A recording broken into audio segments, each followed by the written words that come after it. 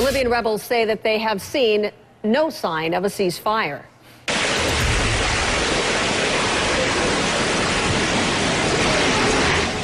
The Gaddafi regime promised to stop fighting today after the UN authorized a no-fly zone and the use of force to protect civilians. Well, Secretary of State Hillary Clinton says that the U.S. is not impressed by promises. She wants to see action. Witnesses report intense shelling in the city of Misrata today. One Misrata resident urged the international community not to fall for the ruse of a ceasefire. He will tell the world that he has declared a ceasefire, and on the ground he's going to kill as many as he can and gain territorial advantage so he can improve his bargaining position. But there is no bargaining with this man until, even if he kills all Libyans, he has to be brought to justice and bombed into submission. We call upon the international community to bomb his bar bases. If they bomb his bar bases, this thing will be concluded in 3 days. So what is really going on in Libya's civil war right now? General Wesley Clark joins us. He is a former NATO Supreme Allied Commander. Thank you so much for being here. You heard this opposition leader. He says that if the UN bombs Libya, this could be wrapped up in 3 days. Do you agree? It's not clear. I mean, I don't think the Libyan forces could withstand a full-fledged NATO assault for very long, no. But I think the struggle now has entered a new phase. So what I hope, first of all, the United States has declared its objective. As Secretary of State said, we want Gaddafi out of there. So we've got the UN ceasefire and no-fly zone resolution behind us. So that's our international legal leverage. Now we have to put an organization together, get those aircraft in the air, get the diplomats on the ground, and use that leverage to force Gaddafi out. General, that's the art of this. What's the timetable we're talking about? Are we talking about hours, days? Well, I would hope we'll see aircraft up very, very quickly. What does that mean? The hours.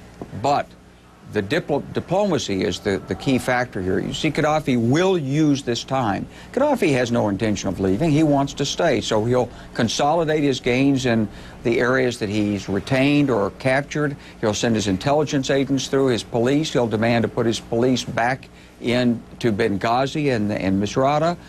He'll infiltrate intelligence agents in there. He'll be threatening the opposition and their families. So this is a struggle in a new phase. We've got to be very tough and artful in using diplomacy and the leverage we have against Gaddafi. So at the same time, the military and the United Nations will be acting. What specifically will the United States be doing in this no-fly zone effort? Well, that's not clear. The president hasn't made that decision public. I'm sure that we're involved deeply in the planning of it. It's not clear whether it's going to come through NATO. It doesn't sound like it. The Germans abstained in the resolution. Maybe some NATO assets will be employed. Maybe it'll be done under the auspices of the European Union. That also seems questionable. Maybe it will be a coalition in which the United States will be a member. I would hope that whatever is done, that we have Arab aircraft in the front lines flying over Libya, not just Western aircraft, but Arab aircraft. And then if we need NATO airborne control, we can put that in. If you were advising the president, General, what would you tell him? What role should the U.S. play at this point? Should we be putting up our aircraft? Should we be bombing those installations? Well, at this point, if the ceasefire is in place, if this was just a confusion on the part of the Libyans, then there's no mandate for bombing. But if they're still fighting, yes, we should go after the forces that are targeting and shelling civilians. But that's not going to change the outcome. What's going to change the outcome is the clever use of the threat and the UN resolution on the ground to leverage Gaddafi out. How do we do that? That's where the thought has to be applied right now. Is it to call for early elections? Is it to do a poll? Is it to do a criminal investigation of what Gaddafi's done so far with the idea of bringing war crimes charges against him?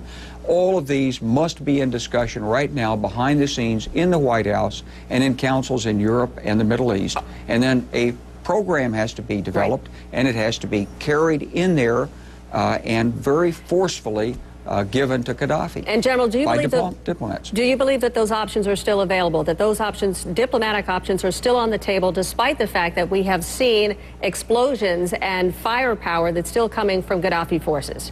Well, ultimately, this has to be resolved by diplomacy unless it's a full-scale invasion. We've got the leverage now of the no-fly zone. Let's use it. If he's still shelling, let's get the aircraft up there and take out the artillery and the other things that are causing the shelling. But of course, it has to be resolved by diplomacy. And finally, General, you said this is something that you would see happen within hours, not within days. How much time would you give the Gaddafi government before you decide that this is the right time? Oh, I wouldn't give the Gaddafi government any time. You're asking me how long will it take to get the aircraft up there. I'm saying, because I'm not in the chain of command, I can't read that. But within hours, once the president has announced the decision, I would assume that all this planning's gone on behind the scenes. If it hasn't, it should have, and there should be aircraft up there within hours of the announcement of the decision.